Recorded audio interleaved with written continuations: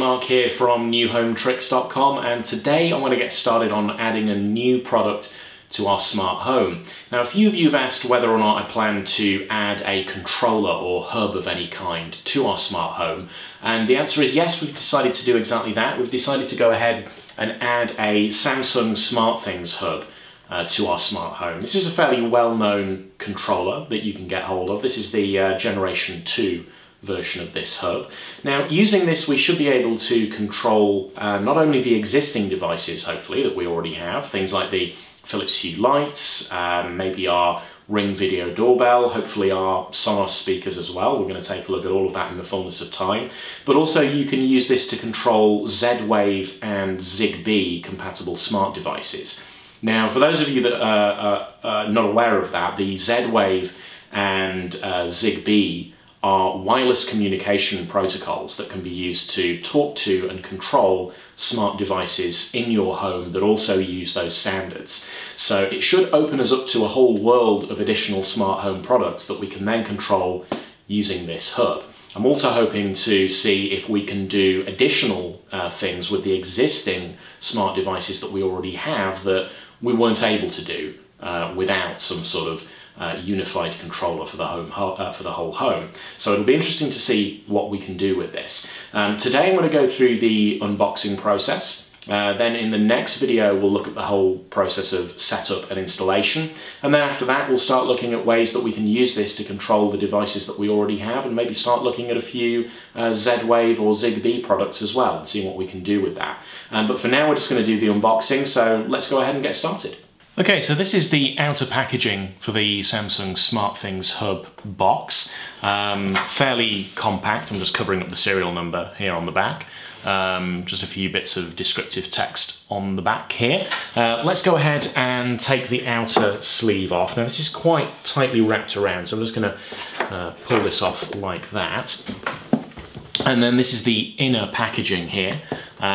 This is sort of magnetically attached to the bottom here. So if you open this up, you see the hub inside.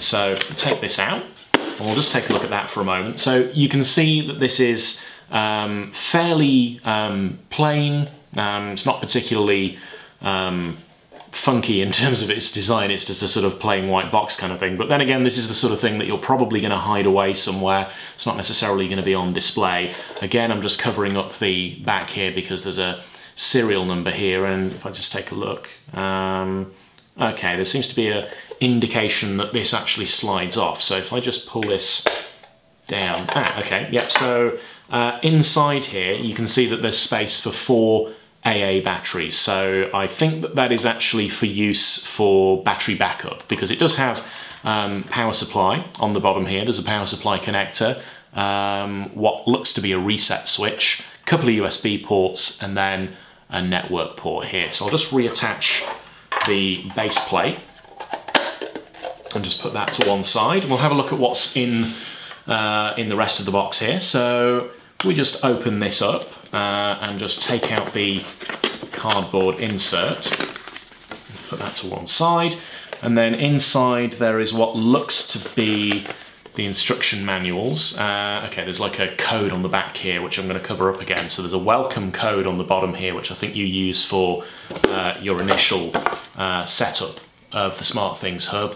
There's just a few instructions here as to how you get started. If I take a look inside this pack, yeah, so we've got the kind of quick start guide here that shows you how to get started. Let's take a quick look here. So, yeah, so this sort of opens out into a bit of a setup poster and shows you how to get going. Let's have a look at what else we've got inside the box. Okay, so inside here you can see we've got the power supply, we've got the actual plug here, which would be different based on your region. We've got the batteries, batteries are included, and then we've got the network cable for connecting it to your network. So that's basically what you get. We've got the hub, we've got the quick start guide here, and then we've got the actual cables and connectors. So the next step obviously is going to be to go through the process of actually setting this up, downloading and installing the app, and getting going with that. So in part 2, we'll go ahead through the actual installation and setup. But hopefully that gives you a good indication of what you're going to get if you buy one of these Smartthings hubs. You can actually get these as what they call a starter bundle as well, in which case they give you a few smart products in the pack, things like a power socket and things like presence detectors, things like that. There's a whole range of different things that you can control with the Smartthings hub. But for us, we're going to get started with just the hub itself, and in the next video we'll go through the installation and setup process. As usual, I've written up a companion blog post. You can find the link to that in the description below, or check out the website newhometricks.com. If you've liked this video, please share it. In the meantime, thanks for watching. Don't forget to like and subscribe.